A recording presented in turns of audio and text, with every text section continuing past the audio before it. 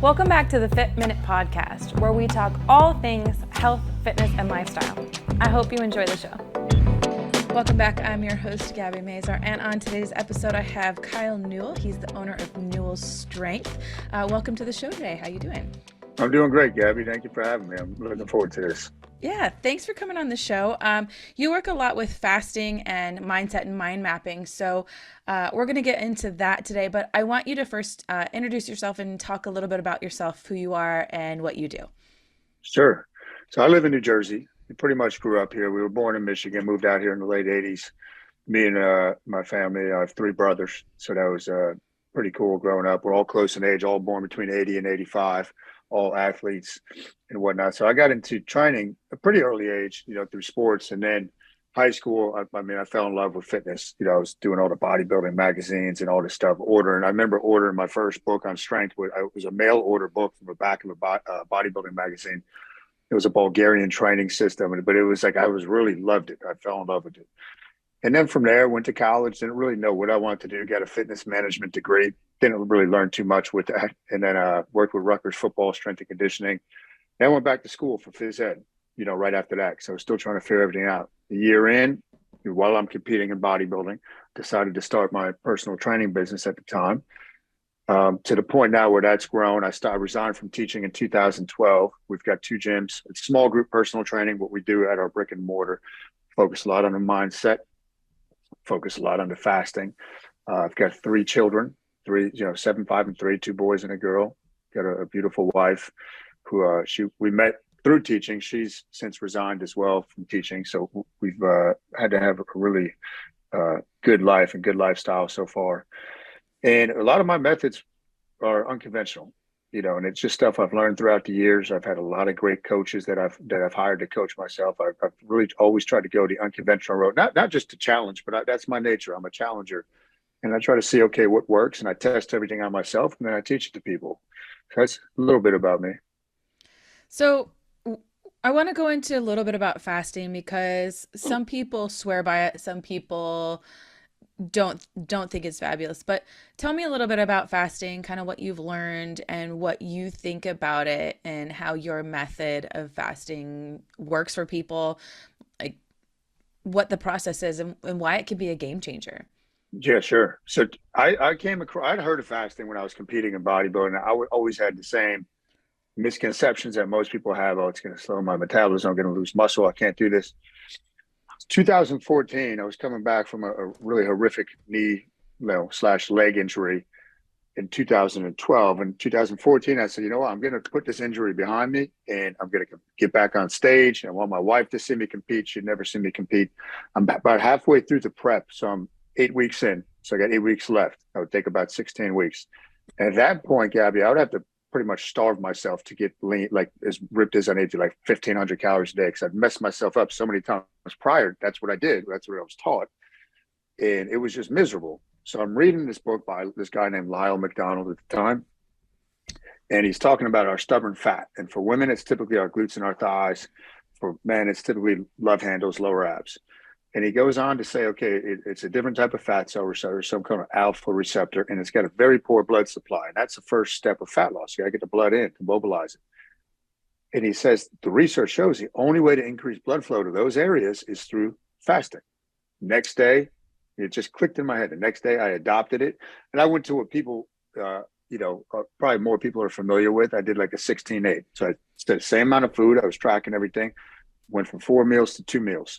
And immediately I noticed a difference in my hunger, my energy levels, and my ability to maintain somewhat of that shape for the couple months after the contest throughout the summer. Whereas years prior, I would put on 35, 40 pounds a week after a show because I would just program my body to do that. So I did that type of fasting, a 16 to a 20-hour fast, pretty much for the next 5 years. In 2019, I dove back into the research. We were doing a fat loss contest, me and the staff. And I started doing longer form fasting, like 48s, 72s. And pretty much that whole first summer of 2019, I did a 72-hour fast every week to experiment, see what happens. Got down to 6.5% body fat. It was almost like non-effort. It was completely different than dieting. And I went all in on the research, and I created my Panda method, my Panda Diet book. And it's not I explain to people, I use the word diet because people are familiar with that, but I don't look at this as a diet. Now, I've been doing this almost 4 years. You can't diet for 4 years, right? It's a lifestyle. And the fasting, metabolically, it takes a different road than if we cut calories and play that game. We play that game where people will say, okay, you're going to go into starvation mode if you fast. That actually happens when we cut calories and do all that, because metabolic rate will lower to match what you're putting in, and your main hunger hormone, ghrelin, will continue to rise. So eventually, I don't care who you are, you're going to break, right? It's just, and that's what happened to me in bodybuilding. And I would keep getting heavier each time. I'd have a new Right. set point. With Exactly. fasting, yeah, it's you programming the body. With fasting, especially with the longer form that I teach, you get into 24, 48, your metabolic rate actually goes up 5 to 13%, and ghrelin goes down over time. So the exact opposite thing happens. So it's really cool. But the main thing, this is where, the body changes dramatically. I have people that go through, we have like 6 week programs we run with that. A lot of women that have struggled, they hit plateaus, menopausal, premenopausal, postmenopausal. Kyle, nothing's working. Do you think this will work? Let's give it a shot, because we're really controlling insulin, which has a trickle down effect on everything else. And these women do great. They smash through barriers. The symptoms lessen greatly. But to me, Gabby, the main thing is the discipline and the self mastery with the fasting, because it's uncomfortable, right? It's a little bit uncomfortable. So I have people really work on the mind, and it gives people control over this one part of their life where they may have failed many times before with nutrition. And with the mind mapping that I teach about habits, I make it black or white. That's part of the Panda symbology. It's not, let me see how I feel. Let me try to do like portion control. It's, look, if you're fasting, you're fasting. If you're eating, it's a feast. So fasting or feasting. But the mindset is really where, that's what I really focus on. Gain control of your mind, which will lead to self mastery. So I know that was a lot, but yeah, something I love to talk about. Yeah. Well, we're not talking about long, extended periods of calorie cutting, like years of low calories. We're talking No. about, 24, 48, maybe even longer periods. I've heard of some people even doing like 40 days. Oh yeah. But we're not talking about years of, 1,000 calories, 1,100, 1,200 No. calories. We're talking about short periods of time. So, obviously, when you're cutting calories and a low amount of calories for a long period of time, yes, you're training your body that's all your body is going to get. But Sure. if you're doing that in short periods of time, like you said, you're doing that short period of fasting and your body reacts differently. Yeah. So for sure, and I know intermittent fasting definitely works for people very well. So it's a different kind of diet, as you say, for sure, and it can help with insulin resistance as well. Yeah. So it can help with diabetics very well. So there Big are a time. lot of benefits that people have seen definitely. Hmm. Yeah. Yeah. Yeah. It's pretty And cool. you talk about mindset and mind mapping, and it can be very difficult to do those sort of diets or those sort of long periods of time without eating, especially when we've been trained Mhm. to eat, morning, noon, and night, or, 3 times, 4 times a day. So, how do you help to train your clients or help to get people out of that mindset and to work on changing those patterns? Yeah, great question. So the first thing, like when we do our Panda challenge, it's 6 weeks, right? And I start people out in the deep end of the pool. I say, okay, we can start with like a 16-hour fast, but that's not going to do much for you. So I throw them right into a 48. So we literally start right out the gate with that. And I do that to build their confidence and for them to see, hey, I'm not going to die when I do this. It's not actually that bad. And I tell them, guys, the first one you do, because you don't know what to expect, is the hardest. We haven't put different salts in their water, sea salt, potassium, baking soda, and I throw them right in, and I say, guys, in these 6 weeks, anytime you feel those hunger pangs, right, and that's part of the hormonal signal, you have to reframe that as this is what fat loss feels like, and it's not going to last that long. So I have them do a lot of reframing as far as, okay, I feel a little bit hungry. Don't cave to that, right? It's just a signal. It's like an emotion. So I have them work on that, and then I haven't really recognized that food is a drug. Okay, it affects the internal biochemical hormonal environment. So let's just be mindful of that. Let's enjoy it when it's time to enjoy it, but let's be mindful of that. And your body fat is a food source, right? So that kind of ties back into the hunger. I'm like, so if you even had 10 extra pounds, which is not much, right? If you're already pretty lean, if you only have 10 pounds of fat to lose, but that would equate to about 35,000 calories that you got to give your body a reason to tap into. So we do that, and in the lessons that I teach them weekly, I explain the fasting in different ways because I wanted them to connect the dots. I wanted them to own this and say, okay, this is what's going on. This is how it's working. And then I was teaching about how the brain forms habits, right? That's what the mind mapping is. That I was fortunate enough to learn is it's the science of how your brain forms habits, right? That's what it's all about. If you can't form a habit around anything that I teach or you teach, it doesn't make sense. Why do it, right? It doesn't make sense to do like a Hmm. 3 week thing that, hey, at the end of it, what are you going to do? You're going to go back to what you're doing before potentially. Well, So and it's really about that. Yeah, that's why we do 6 weeks. That's why we always do like a 6 week challenge or yeah, things in 6 or 8 weeks, because that's you're forming that habit in those six or exactly. eight weeks, right? Yeah, yeah, yeah. And you get it to kind of cement in. And Hmm. by the end of that, because that's a common question, well, what do I do after this? I said, by the end of the 6 weeks, we'll go over that, but it'll be clear to you what you wanted to continue with. Right. You'll know by that point. But it's really, with the mindset, to me, it's about connecting those dots to self awareness. Like I want you to be aware what you're doing. And with the fasting, I find they have to go inward, right? Because you don't have that, oh, I had a bad day. Let me have little bit of a snack. You got to go inward. And this is, with fasting, why I believe it's been taught in every religion ever. It's part of the scripture at some point, and it's kind of been taken away from us in some ways. But it was more of a spiritual thing, right? Going inward when you do it. Like Jesus fasted 40 days, right? Yeah, Buddha fasted. So you look at all this stuff, and that's the stuff I really want people to do. It's more about the mind and the spirit. The body will change, right? But let's get that stuff on track. Hmm. And it doesn't necessarily have to be linked to religion, but it is a spiritual thing. I mean, it's spiritual in a sense No, that, bringing yourself back to what's going on in your head. Why are you necessarily eating the way you're yeah, eating? Why are you necessarily thinking the way that you're thinking? Why are these patterns created in your head, and why are you continuing these negative patterns? Because you have to think about it. You have to consider why those patterns are your patterns, and now you yeah. don't have food to turn to as your go-to, right? Yeah, yeah, definitely. Yeah, you Yeah. gotta look inside. How do you take these two pieces with fasting and mind mapping and bring them together with your training and your training clients? So when they're when they're doing that, the fasting protocol, whether they're going through the challenge or they're just doing it, a lot of our clients will say, I want to do it. So we teach them that. But to me, the gateway, as far as really accessing the mind, a lot of besides the fasting, is the physical challenges, right? The working out. So my belief is okay, wherever you're at, we have to get a little bit uncomfortable in the workout, right? And that to me is once you get people around that mindset that's what you're chasing. Like a lot of people get to that point and they're like, oh, I got to back off. It's uncomfortable, but it's just really your brain telling you to stop. Your body can keep going most of the time, right? So it's okay, guys. When you get to that point in the workout and you're uncomfortable, that's where the growth happens. And again, it's more about what's happening in your mind. What can you do? Building that mental toughness. Like I'm all about let's build mental toughness because if you do that every day, now all of a sudden life gets easier for you, right? And fasting gets easier. It just becomes more like almost like a stoic philosophy. Like I'm going to be a little bit uncomfortable every day, and I'm willing to do that. And I find that with the training, the mindset, and the fasting, it's a real nice triangle where people, for me, no matter what's going on in my life, I know I'm fasting, right? So that's a foundational thing it gives me just a little bit of mental mastery that I tap into. I'm like, I'm doing this. Doesn't matter if I feel like it or not. And then a lot of the clients buy into that ideology. And I find with teaching them about the mind too, once they know how this operating system works, on a basic level, they just become more self-aware and realize, okay, wait a minute, I'm anxious.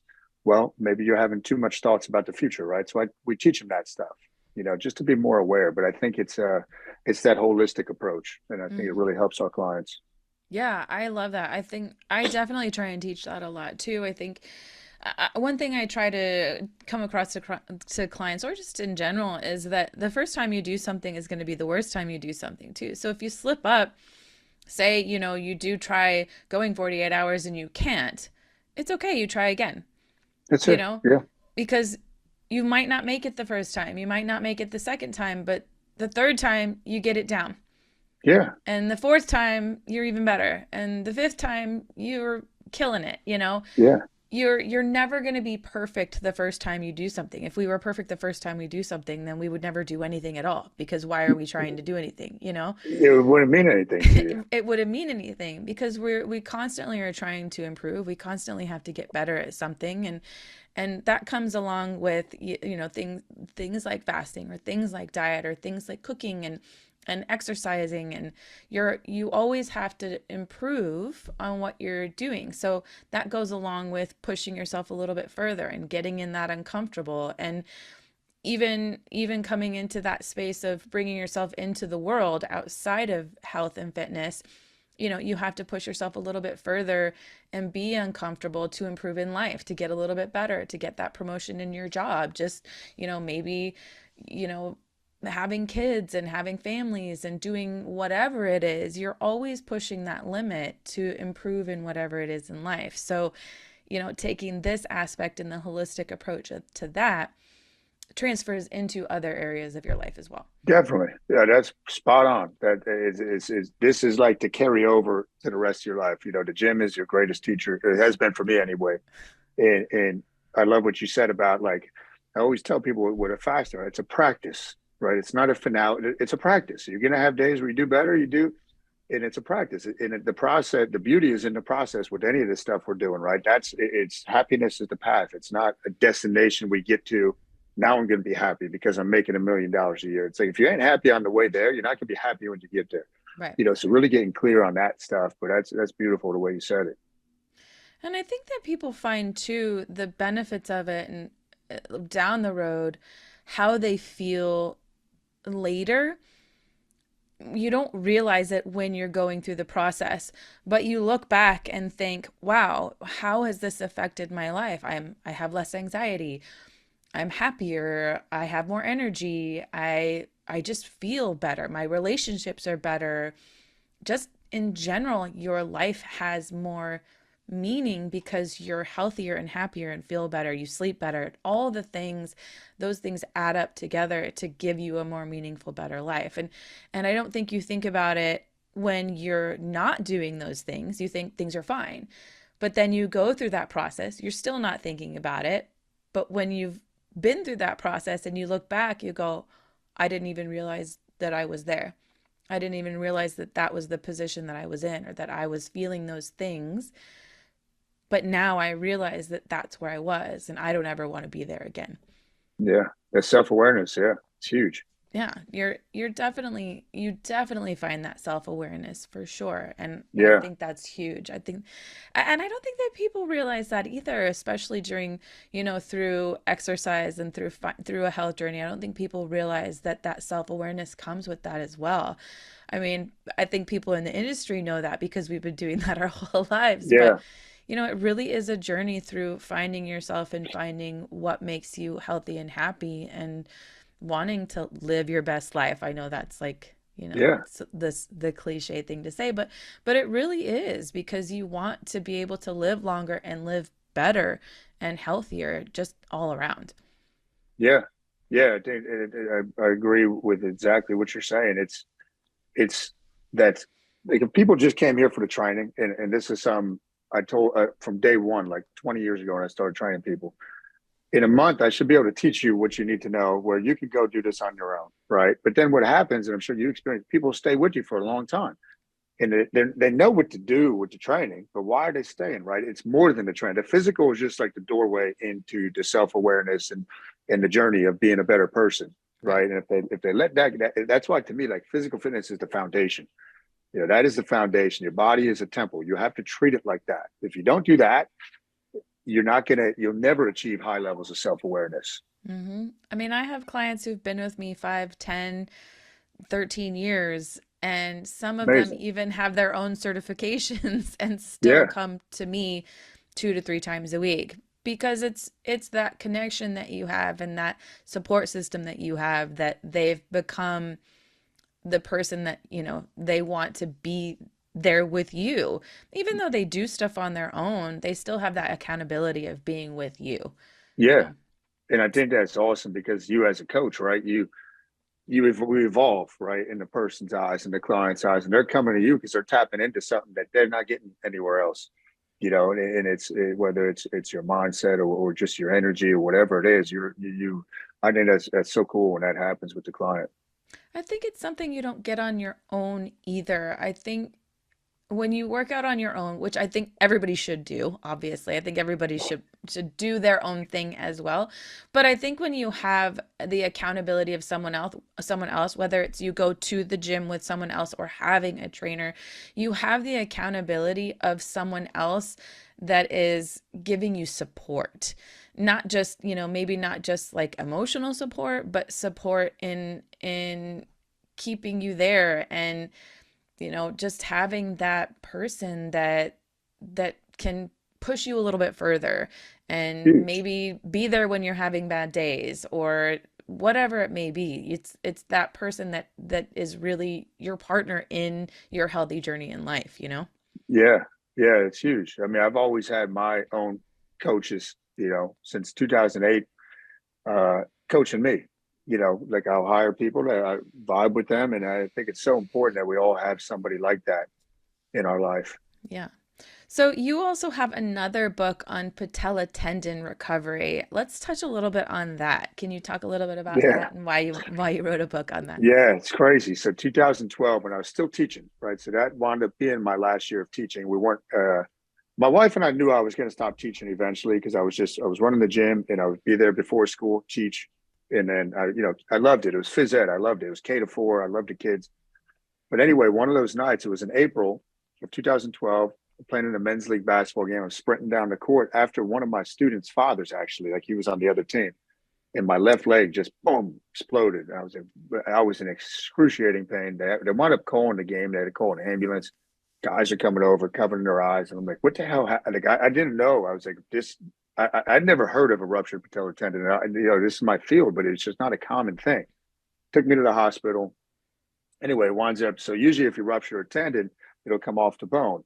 Any tendon. That's usually how it happens. Mine Mm-hmm. snapped in the middle, vertically and horizontally, and my IT band snapped, 3 ligaments, knee capsule blew out. It Ugh. was just horrific. Yeah, it was bad. I was in a wheelchair, and I had the surgery. But I'm looking for stuff. I'm like, there's nothing out there on this injury, so it was scary. Like the doctors didn't know that much about it. I couldn't find anything. It wasn't like an ACL where there's a lot of information. So Louis Simmons, Westside Barbell, I connected with Louis a few times, but he had done it in the 80s. I found that out just to read an article. So I got in touch with Louis. He kind of started giving me some direction on how to really recover from this thing. But I decided during that period of time to document everything I was doing and I turned it into a book. So I always believe with the mind, right? Reframe every situation, turn this into something that other people can use. And literally, I've been able to help. This week alone, there's 2 guys in Europe that I've got on the phone with that have bought the book. All over the world that have had, and it's the same thing. They're like, there's nothing out there. So a lot of my early YouTube stuff or mid YouTube was on that injury, and then oddly enough, though, 2014, right after that bodybuilding show, when I did, got into the fasting. That November, I did the same exact thing to my other leg playing basketball, almost identical injury. Bizarre. So it's just a freak thing. Could be genetic, whatever. But I wrote the book on it, and it's been really able to help a lot of people. So it's been cool. It's been a neat thing. Yeah, it's I think people get really strange injuries that you never heard of. I had a client who tore her glute muscle off her lesser trochanter, like completely, Mm. the entire muscle popped Yeah, right off playing never heard of pickleball. But I'd that. never heard of this. I was like, how is that even possible? Wow, How does the muscle come off of the bone?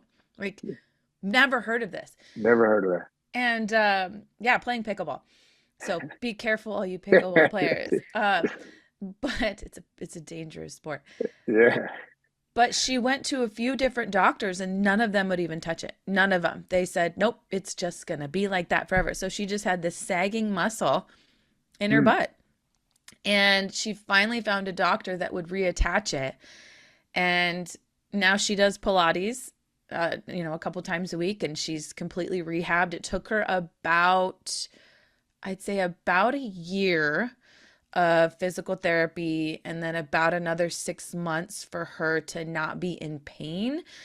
Um, but she's doing great, but there was nothing on it. There's nothing on it because nobody's heard of. I mean, it's like nobody would touch it. Nobody wanted to do anything with it. And there's just things that do happen to our bodies, but it's fascinating.